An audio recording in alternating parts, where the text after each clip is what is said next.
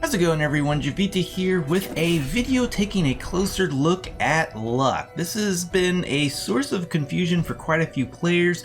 Before we get too far into this, I want to give a shout out and thanks to Steve Strife X on YouTube, since he more or less requested or at least inspired this video. I also want to throw out a quick apology to Chaos Maker and Rajani Maya, I think that's maybe how that's pronounced, for any disruption to their mining activities. I did beacon this area for, what has it been, a few days now, so hopefully this area being beaconed wasn't too inconvenient for you all. I'll be pulling this up shortly after this video, maybe after I get some of the leftover juicy items, but moving along.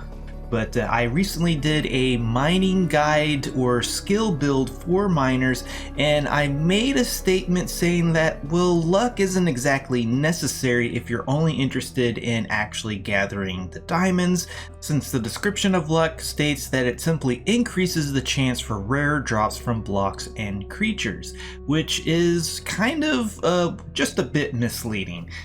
So to get right down to business, the basic question was, does luck actually affect the drops from embedded resources like all the metals, coal, fossils, and gems?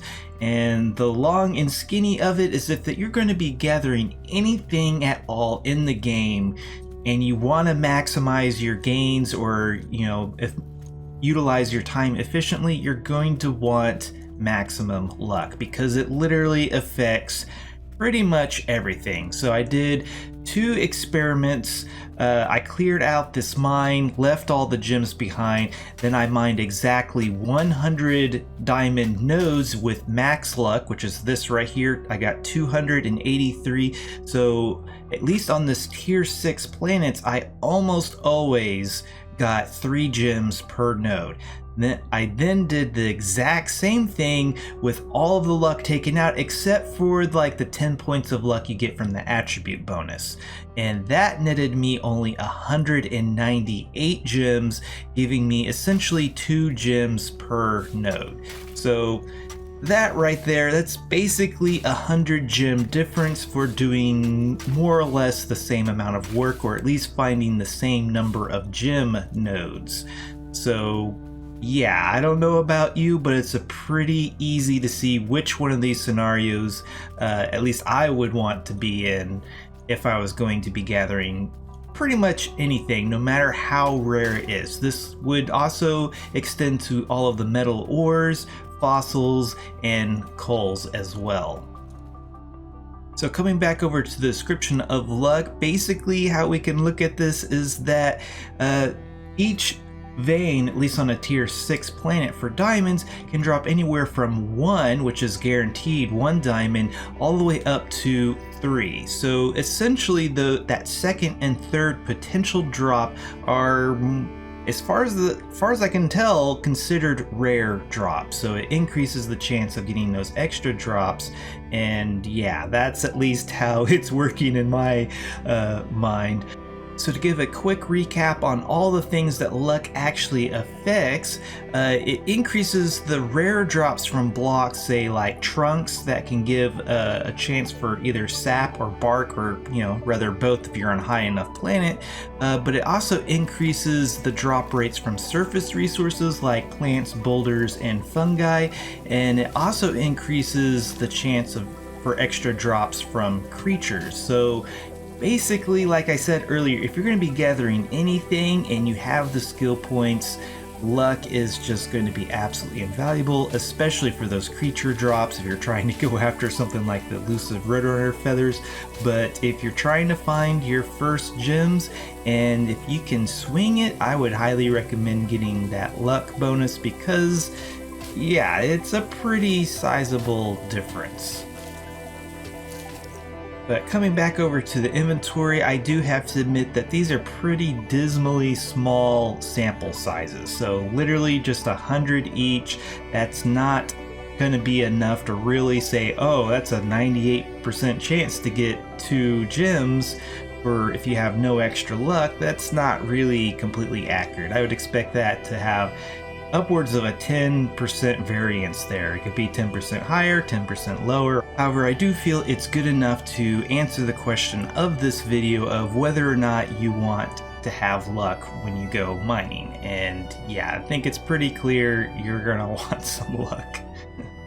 And while we're talking about luck, we might as well take a look at the Gathering Epic down below, which is under Epic 2, right here, the Gathering Epic.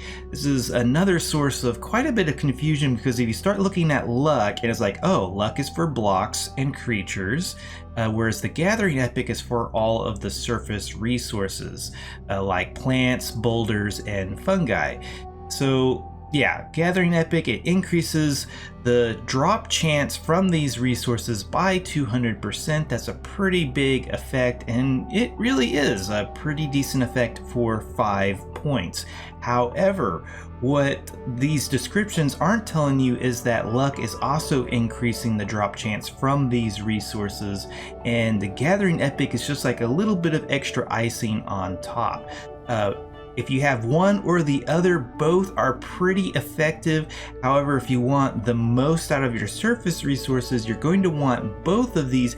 However, that Gathering Epic, it's not going to be a night and day difference. They don't like synergize off of each other particularly strongly, but it will maximize your gains to have both of them. So your kind of takeaway is that if you're not heavily farming the surface resources, just having maximum luck is probably going to be one of your better options, or maybe you just temporarily pick up the Gathering Epic when you actually gather those resources. Because we're talking, like, if I remember correctly from my testing, it was like 1 to 5% extra gains to have maximum luck and the Gathering Epic versus just luck by itself. So you were getting more, but not a huge difference. And by request, I also did a video on the Gathering Epic just to make sure that it doesn't affect drops from blocks like tree bark and sap, and found that there was no significant statistical anything for having or not having the Gathering Epic. I did like 10,000 with it, 10,000 without it as far as gathering tree trunks, and the results were pretty much that it has no significant effect. Okay, well, I think that covers it pretty well. In conclusion, at least in my book, I feel that any gatherer should be prioritizing getting luck, I guess essentially after their basic skills. So like if you're mining, definitely pick up your damage skills first to help you mine through all that stone faster. But once you can, start dumping points into luck, because that's just going to make your work harder for you. And if you're curious what your maximum drop rate is, you can head over to Profile, come down to, I believe it's Motion and Action, and then somewhere in here, yes, right here, Drop Rate Modifier, or Mod for short. So if you don't have any luck, but you do have the attribute bonus, it will be 20%, and you can pop over here, max out luck. Of course, you can see right there it's giving you 160%, so 160 plus that 20 should be 180. Let's go ahead, apply that, head back over to Motion and Action, and now it is up to 180%. And this is kind of where the Gathering Epic gets a little bit misleading, because that 200% from surface resources, you'd think it would like multiply this by 2 or something, but rather it kind of just adds to it. So it would make it, I guess, 200% or something like that. I don't know. It's kind of misleading to say the least.